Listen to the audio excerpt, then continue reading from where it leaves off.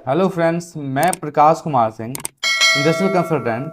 आज हम आपको इस वीडियो में बताएंगे जो अगर आपका सिविल स्कोर को सही करना है तो लोन खत्म करने के बाद किन किन बातों को आपको ध्यान में रखना चाहिए।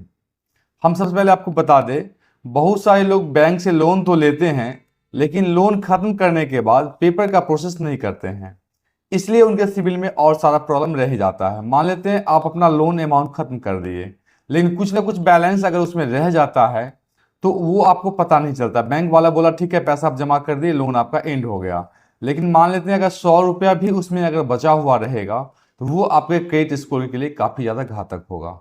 जिन चीज़ों के बारे में लोग ध्यान नहीं देते हैं और समझ भी नहीं पाते हैं, तो हम आपको इस वीडियो में आज बताएंगे जो किन दो चीज़ों को ध्यान में रखिएगा जिससे कि आपका लोन समय पे खत्म हो जाए तो पेपर आप बैंक से जरूर कलेक्ट कर लीजिए, जिससे कि आपका सिविल का स्कोर सही से बना रहेगा। नहीं तो सिविल में हमेशा प्रॉब्लम होने का डर बना रहेगा।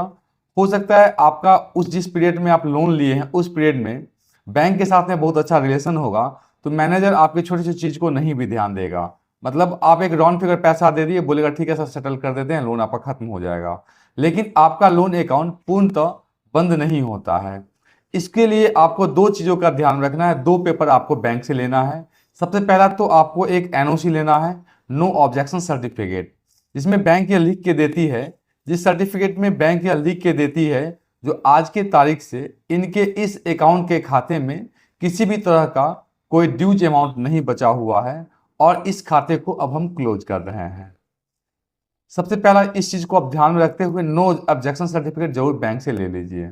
इसलिए दूसरा, loan account statement, loan account statement जरूर बैंक से लीजिए और उसमें आप देख लीजिए जो आपका स्टेटमेंट में जीरो बैलेंस दिख रहा है कि नहीं। अगर आपका स्टेटमेंट में जीरो बैलेंस नहीं दिख रहा है तो इसका मतलब है आपका लोन अकाउंट खत्म नहीं हुआ है। देखा गया कभी कभी आप बैंक में पैसा डिपॉजिट किए, किसी कारणवश डिपॉजिट उस दिन नहीं हो पाया, या डिपॉजिट हुआ तो लेकिन पैसा रिवर्समेंट आ गया, कुछ प्रॉब्लम और इशू हो सकता है। इसके लिए लोन स्टेटमेंट जरूर बैंक से लिया करिए, जिसमें कि आपको दिख जाए जो आपका बैलेंस अभी इस समय में जीरो हो गया है। जीरो हो गया इससे आप समझ जाइएगा जो आपका लोन यहाँ पे खत्म हो गया है। अगर जीरो नहीं दिख रहा है तो इसका मतलब आप पे लोन उतना ड्यूज है अभी बचा हुआ जो आपको जमा करना है, जिसको कि आप ध्यान से जमा करके अपना लोन को खत्म कर लीजिए।